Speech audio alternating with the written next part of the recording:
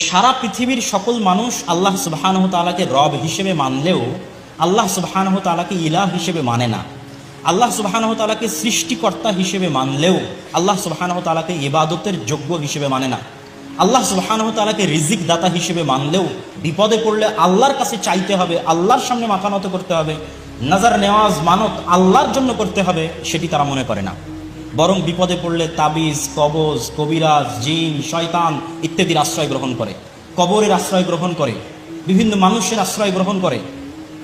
তাহলে তারা পরিপূর্ণরূপে আল্লাহ সুবহানাহু ওয়া তাআলার তাওহীদ এ বিশ্বাস স্থাপন করতে পারেনি, বা তারা বুঝতেই পারেনি যে তাওহীদ কি জিনিস।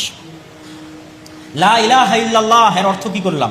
লা মা'বুদা বিহাক্কিন ইল্লাল্লাহ, আল্লাহ ব্যতীত সত্য কোনো ইবাদতের যোগ্য সত্তা পৃথিবীতে নাই। মানে আল্লাহ ব্যতীত যারা ইবাদতের যোগ্য, যাদেরকে মানুষ মনে করছে, তারা সবাই মিথ্যা। তাহলে আল্লাহ ইবাদতের যোগ্য, এটি কিসের উপর প্রতিষ্ঠিত? সত্যের উপর প্রতিষ্ঠিত।